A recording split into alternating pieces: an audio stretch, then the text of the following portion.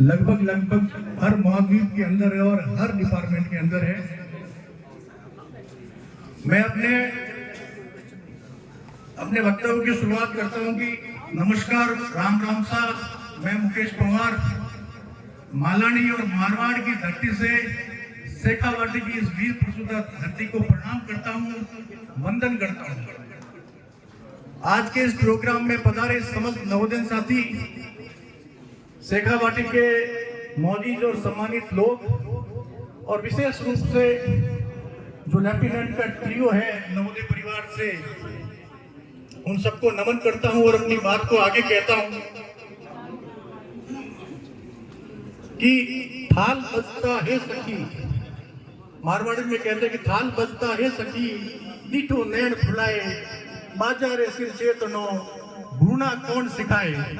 कि नवजात शिशु के लिए माता अपने सखी से कहती है कि प्रसूति काल के समय जब घर में थाल बजता है तो उसकी आंखें चौड़ी हो जाती है और उसमें कहना है कि वो जो वीर है, सूरवीर के लिए उत्साह और स्फूर्ति जो है वो जन्मजाती होती है। चमर हुड़े न सिंह सिरे, छत्र न सारे सिंह, हाथाड़ बलसु हुए ओ मृगराज अभी। सिंह के सिर पर सवर नहीं ढुलाए जाते हैं, सिंह कभी मस्तक पर छत्र धारण नहीं करता है, वो तो अपने पंजे के। जो ट्रियो है उनको एक बात कहना चाहूंगा, क्योंकि मैं जयपुर रहता हूं और मालानी से बिलोंग करता हूं। एक दिन मैं अपने गांव की तरफ जा रहा था। जसोल की एक छोटी सी रोड है, मुडिया रोड ही होगी वो, और मेरा गांव तिलवाड़ा है। महेश्वर राठौड़ों का गांव है और मेरी बेटी गाड़ी में बैठी हुई होती है और वो यकायक कहती है कि पापा, ये रोड के साइड में एक घर है और उस घर के आगे एक टैंक पड़ा है। मैंने कहा बेटा, हो सकता है वो डमी टैंक बनाया हुआ हो। हम जब वापस गुजरे तो मैं वहां रुका और उस टैंक को देखा कि ये टैंक इस जसोल की जैसी जगह पे कहां से आया।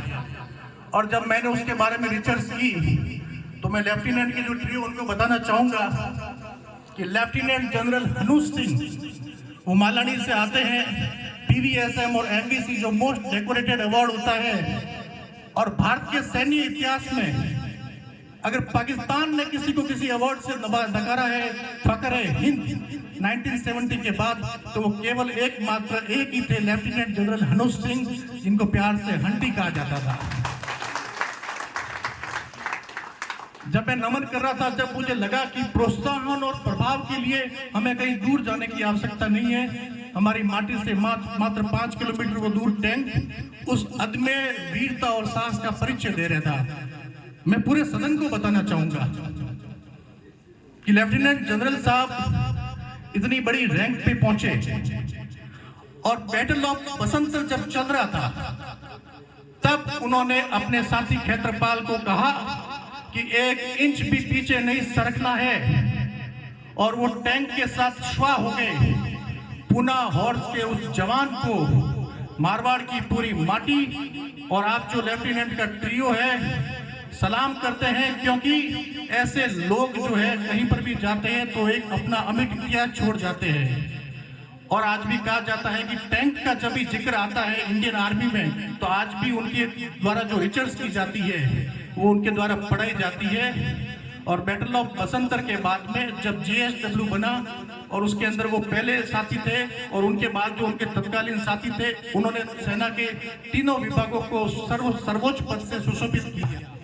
और किसी विशेष कारण से आप देखो कि एक जीवन का कितना अनुशासन होता है। तत्कालीन प्रधानमंत्री ने सिक्किम जो उस समय स्वतंत्र हुआ था, वहां के राज्यपाल जो थे उनको बड़ी आदत थी प्रोटोकॉल की आर्मी के, लेकिन हंटी को ये बात स्वीकार नहीं थी कि आर्मी केवल अपने रेजिमेंट के अंदर जब पधारेंगे तभी प्रोटोकॉल देगी। और उस समय वो प्रथा होने छोड़ी कि आर्मी किसी भी पॉलिटिशियन या किसी संवैधानिक पद से रहे हुए लोगों से प्रोटोकॉल नहीं देगी, उनकी आदत के कारण। और जब वो सिम गए तो जहां से वो रहे थे तब उनकी बटालियन ने कहा कि आपने जो हमारे लिए कार्य किए हैं वो बिल्कुल ऐतिहासिक कार्य आज तक नहीं हुआ।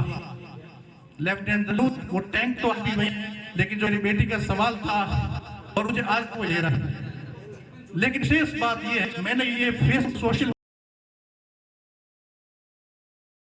पाइपिंग सेरेमनी जो बेल सेरेमनी देखी तो भाई साहब से एक विशेष लगाव है। उस लगाव का कारण मनीष जी ने